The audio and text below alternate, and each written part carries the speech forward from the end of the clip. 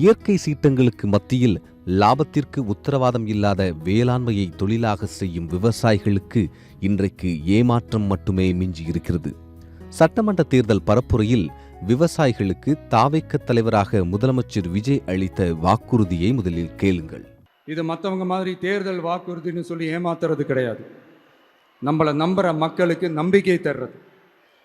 நம்ம ஆட்சிக்கு வந்ததும் இதெல்லாம் செய்ய நடவடிக்கை எடுப்போம்னு சொல்றது.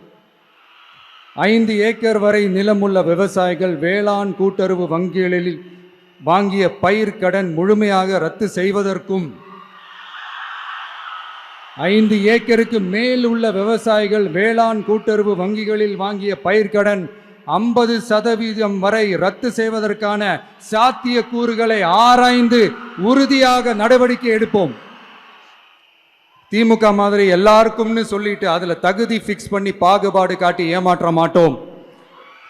எல்லாத்தையும் வெளிப்படையாக சொல்லுவோம்.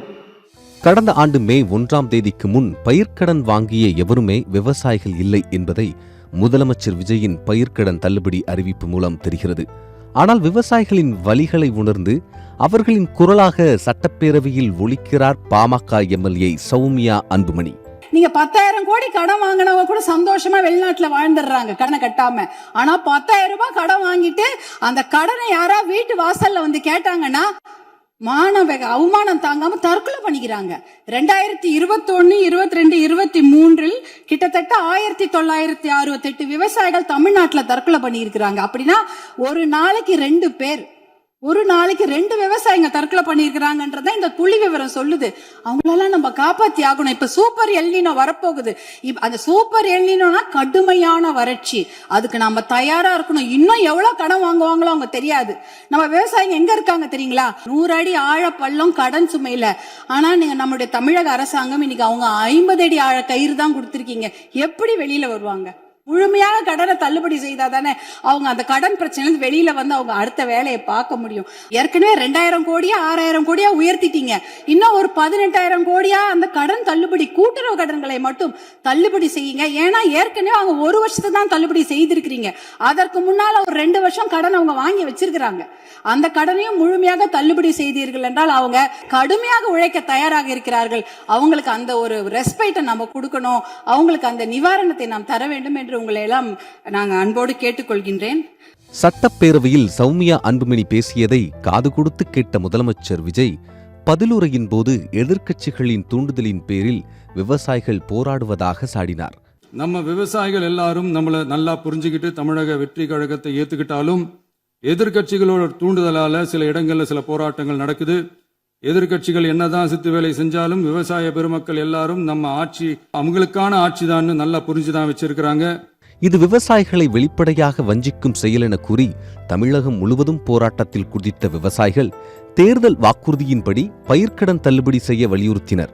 ஆனால் முதலமைச்சர் விஜயின் தொடர் பிடிவாதம் விவசாயிகளை சோகத்தில் ஆழ்த்தியுள்ளது. ஆவுனா திமுக அதிமுக மாதிரி நீங்களும் விவசாயிகள் போராட்டத்தை திமுக தூண்டிடுதுன்னு சொல்றீங்க. என்ன சார் இது? 2017 அதிமுக ஆட்சி காலத்தில் போராடணும், வழக்கு சிறையை சந்திச்சோம். அவங்க என்ன சொன்னாங்க? திமுக தூண்டிட்டு போராடுதுன்னு சொன்னாங்க. திமுக கூட போராட்டத்தில் கூட நின்னாங்க. ஆட்சிக்கு வந்தாங்க, சொன்னது எதுவுமே செய்யலை. சொன்னது செய்யலையே மகராசங்களா, நிலத்தெல்லாம் பிடுக்குறீங்களே, இதெல்லாம் நியாயமானு கேட்டான். அவில வழக்கு போட்டு ஜெயிலில் போட்டாங்க. எங்களை அதிமுக கைக்கூலின்னு சொன்னாங்க. திமுகவுக்கு யாருமே விவசாயிகள் ஓட்டு போடாதீங்க, வேற யாருக்கு வேணா ஓட்டு போடுங்க, தயவுசெய்து திமுக பிடிக்கிட்டு நோட்டாவுக்கு கூட ஓட்டு போடுங்கன்னு சொல்லி எல்லா மாவட்டத்திலையும் பிரச்சாரம் பண்ணோம். ஏன் உங்கள் ஐடிவிங் கூட எங்கள் ஐடிவிங் சிறப்பாக தான் செயல்பட்டது. அப்போ திமுக அப்போ எங்களை தூண்டி விட்டு திமுகவுக்கு எதிராகவே ஓட்டு போட வேணாம்னு சொல்லிச்சுங்களா? நீங்கள் என்னங்கிறீங்க? நீங்களும் சொன்னதை செய்யலை. சொன்னது செய்யலைன்னு சொன்ன என்ன சொல்கிறீங்க? திமுக தூண்டி விட்டு விவசாயிகள் போராடுகிறார்கள்ங்கிறீங்க. என்னையா தீய சக்தி நீங்கள், தூய சக்தி நீங்கள் ஒரு நல்ல சக்தின்னு சொல்லி நாங்கள்லாம் ஓட்டு போட்டு உங்களை கொண்டு வந்தா இப்படி சொல்கிறது நியாயம் ஐயா? யோசிச்சு பாருங்க. பயிர்க்கடன் தள்ளுபடி என்பது முதலமைச்சர் விஜயின் வாக்குறுதி மட்டுமல்ல, உத்தரவாதமும் கூட. ஆனால் விவசாயிகளுக்கோ அடுத்த கட்ட சாகுபடி செய்வதற்கு ஒரு உந்து சக்தி. அரசாங்கமே ஆடிப்போகும் அளவிற்கு விவசாயி ஒருவர் அதிரடி கோரிக்கை ஒன்றை முன்வைத்துள்ளார். விவசாயிகளுக்கு பயிர்க்கடன், கடன் தள்ளுபடி, மானியம் உள்ளிட்ட எந்த சலுகையும் வேண்டாம். விவசாயம் செய்வதற்கு ஆகும் செலவுகள் அனைத்தையும் அரசாங்கமே ஏற்றுக்கொண்டு அதில் வரும் வருமானத்தை அரசாங்கமே எடுத்துக்கொள்ளட்டும். விவசாயிகளாகிய நாங்கள் தினசரி எங்களின் தோட்டத்தில் வேலை செய்கிறோம். ஆனால் ஒரு நிபந்தனை, மாதந்தோறும் எங்களுக்கு சம்பளம் கொடுத்து விட வேண்டும். பிறகு லாப நஷ்டத்தை கணக்கிட்டு பாருங்கள். அப்போது விவசாயிகளின் நிலை அரசுக்கு தெரியும் என்று விவசாயி ஒருவர் தனது நிலையை எடுத்துக் கூறுகிறார். விவசாயிகள் தங்கள் தேவைக்கு அதிகமாக விற்பனைக்காக எதையும் விளைவிக்க வேண்டாம், தற்சார்புடன் வாழ்வதற்கு மட்டுமே விளைவித்துக் கொள்ளுங்கள் என்று இந்த அரசால் விவசாயிகளை பார்த்து கூற முடியுமா என்று விவசாயிகள் கேள்வி எழுப்புகின்றனர். அரசின் பயிர்க்கடன் காப்பீடு திட்டங்கள், மானிய திட்டங்கள் எதுவும் விவசாயிகளிடம் சென்று சேர்வதில்லை. இதுபோன்ற சூழலில் பயிர்க்கடன் தள்ளுபடி சற்று ஆறுதலாக இருக்கும். அதிலும் கூட ஏமாற்றம். உழுவதும் உழைப்பதும் பிறவிக்கடன் என எண்ணி நமக்கெல்லாம் உணவளிக்கும் விவசாயிகளுக்கு இந்த அரசு கடனாளி என்ற பட்டம் சூட்டி அழகு பார்ப்பது அழகல்ல. சத்தியம் செய்திகளுக்காக ஃப்ரைடே ஃபார் ஃபார்மர்ஸ் இயக்கம்.